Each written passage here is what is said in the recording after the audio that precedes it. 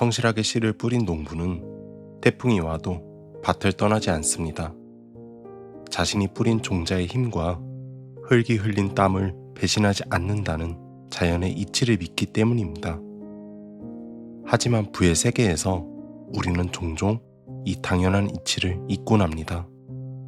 씨를 뿌리기도 전에 수확을 꿈꾸고 남의 밭에 핀 꽃을 부러워하며 요행만을 바랍니다.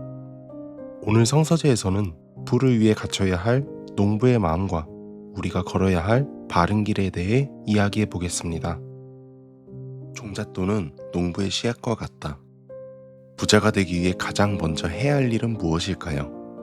그것은 바로 불필요한 곳에 돈을 쓰지 않는 가풍을 만드는 것입니다. 농부에게 씨앗이 없으면 농사를 시작할 수 없듯 우리에게 종잣돈이라는 씨앗이 필요합니다. 세계 최고의 부자 워린 버핏도 처음에는 신문 배달부였습니다.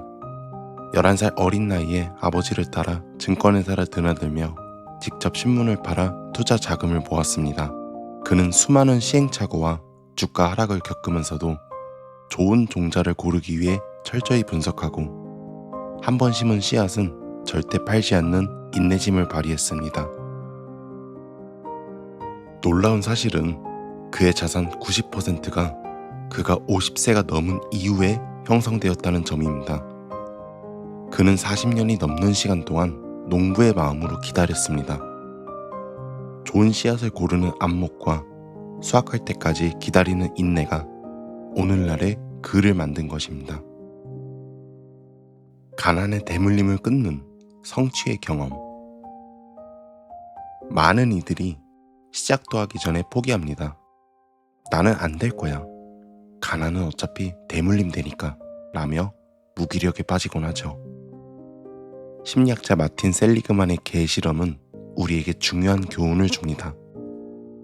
전류 자극을 피할 곳이 없다고 학습한 개는 나중에 피할 길이 생겨도 그저 그 자리에 주저앉아 고통을 수용합니다. 이것이 바로 학습된 무기력입니다. 반면 단 한 번이라도 회피하여 안전한 곳으로 이동해 본 개는 다음 위기 때 즉각 행동합니다. 한 번이라도 성취해 본 경험이 있다면 과거를 치유할 수 있다는 게 이 실험의 결론입니다. 즉, 결과를 미리 예측하고 섣불리 그만두지 말라는 것이죠. 가난도 습관입니다. 한 달에 단 10만 원. 만약 이것이 너무 거창하다 싶으면 하루에 5,000원짜리 커피 한 잔이라도 아껴서 한 달 동안 모아보는 작은 성취의 경험이 중요합니다. 이번 달만 쓰고 다음 달부터 모아야지 라는 유혹을 이겨내고 단 한 번이라도 절제에 성공해본 사람만이 가난의 사슬을 끊고 부의 길로 들어설 수 있습니다. 그 한 번의 치유 경험이 당신의 인생을 바꿉니다. 부자들은 그냥 부자가 된 경우는 극히 드뭅니다. 뼈를 깎는 노력과 절제하고 아끼는 습관이 철저히 몸에 배어있기 때문에 돈이 모여서 부자가 된 것임을 명심하십시오. 하지만 농부의 길에 늘 변만 드는 것은 아닙니다. 때로는 태풍이 불고 조류독감이나 구제역 같은 재해가 공들인 노력을 한순간에 앗아가기도 합니다. 하지만 진짜 농부는 여기서 멈추지 않습니다. 미국 항공우주국 나사는 우주 비행사를 뽑을 때 실패 경력을 가장 중요한 요건 중 하나로 봅니다. 인생에서 심각한 위기를 겪고 이를 슬기롭게 극복해본 경험이 없는 사람은 후보에서 제외됩니다. 달로 가는 험난한 여정에서 예기치 못한 난관을 대처할 힘은 오직 실패를 딛고 일어선 경험에서 나오기 때문이라고 합니다. 운 좋게 얻은 성공은 우연일 뿐입니다.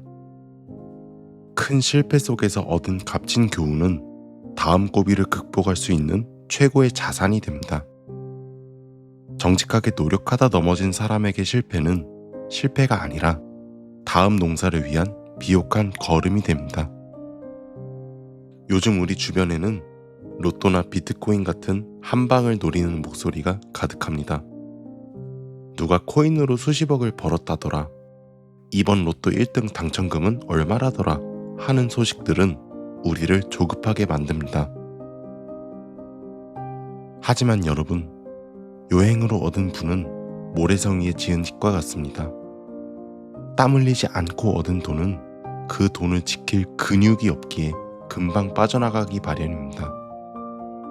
일확천금을 꿈꾸는 마음은 농부가 아니라 도박꾼의 마음입니다. 정직한 땀방울 없이 얻은 부는 축복이 아니라 오히려 독이 될 수 있음을 명심해야 합니다. 농부의 5가지 미덕. 작물을 수확하는 농부는 가을이 되었다고 해서 단번에 낫을 들고 들판으로 뛰어가지 않습니다.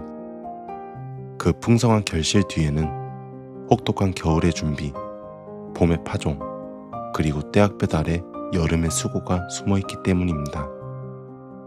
땀을 흘리는 과정 없이, 정직한 노력 없이 얻어진 결과는 결코 내 것이 될 수 없습니다. 농부에게는 삶을 지탱하는 5가지 미덕이 있습니다. 첫 번째와 두 번째 미덕은 근면과 성실입니다. 흔히 농한기인 겨울을 농부가 쉬는 때라고 생각하지만 지혜로운 농부는 이때 가장 바쁩니다. 내년 봄에 심을 좋은 종자를 골라 말리고 논밭을 묵혀 비옥한 토양을 준비하며 퇴비를 만듭니다. 남들이 쉴 때 보이지 않는 곳에서 다음을 준비하는 근면함과 성실함이 한 해 농사의 성패를 결정짓는 첫 번째 단추입니다. 세 번째와 네 번째 미덕은 정성과 인내입니다. 많은 이들이 씨를 뿌리면 농사가 끝났다고 생각하지만 농부가 가장 바빠지는 때는 오히려 씨를 뿌린 직후입니다. 싹이 제대로 나는지, 물은 적절한지, 바람과 온도는 적당한지 수시로 체크하며 비료를 주어야 합니다. 씨만 뿌려놓고 돌보지 않는 것은 농부가 아닙니다. 끊임없는 관심과 애정, 즉 정성이 쏟아질 때 비로소 씨앗은 생명이 됩니다. 농사에서 가장 중요한 것은 인내입니다. 씨앗이 땅속에서 어둠을 뚫고 싹을 틔우기까지는 절대적인 시간이 필요합니다. 부의 형성 과정도 이와 같습니다. 사소한 절약, 꾸준한 저축, 그리고 끊임없는 공부, 이 사소한 행동들이 모여 부의 씨앗이 됩니다. 때로는 태풍이 불고 가뭄이 들 때도 있겠죠. 하지만 정직한 농부는 밭을 떠나지 않습니다. 묵묵히 제자리를 지키며 할 일을 할 뿐입니다. 부자가 되는 과정에서 겪는 인내의 시간은 고통이 아니라 거대한 수확을 앞둔 축복의 기다림이어야 합니다. 그런데 이 과정에서 예상치 못한 시련이 찾아오기도 합니다. 태풍이 불고 병충해가 들거나 조류독감이나 구제역 같은 자연재해로 몇 달간의 노력이 한순간에 물거품이 되기도 하죠. 이때 두 부류의 사람으로 나뉩니다. 시도조차 하지 않는 사람은 내년에도 자연재해가 올 텐데 뭐하러 힘들게 노력해 라며 무기력하게 주저앉아 있습니다. 이들에게는 실패도 없지만 성장의 열매도 없습니다. 나는 안 될 거야 라는 무기력이 습관처럼 대물림될 뿐입니다. 하지만 실패를 겪어본 사람은 비록 재해로 인해 올해 수확물은 잃었을지언정 이 사람에게는 누구도 뺏어갈 수 없는 절대적인 보물이 남습니다. 그것은 바로 나의 경험일 것입니다. 흙을 어떻게 만져야 하는지, 고난이 왔을 때 어떻게 버텨야 하는지 몸으로 익힌 그 수고의 기억은 다음번 어떤 고비가 와도 극복할 수 있는 강력한 자산이 될 것입니다. 노력하는 사람은 그 수고와 결실의 가치를 알기에 실패의 자리에서도 다시 일어날 힘을 얻습니다. 마지막 5번째 미덕은 감사입니다. 결과가 좋든 나쁘든 내가 흘린 땀방울과 나에게 남겨진 소중한 경험에 감사하는 마음이 없다면 농사는 고통스러운 노동일 뿐입니다. 하지만 이 미덕을 갖춘 사람에게는 실패조차 부유해지기 위한 과정의 일부가 됩니다. 여러분, 결과를 미리 예측하고 섣불리 그만두지 마십시오. 오늘 여러분이 흘리는 땀과 실패의 쓰라림은 사라지는 것이 아니라 당신의 내면에서 가장 단단한 부의 토양이 되고 있습니다.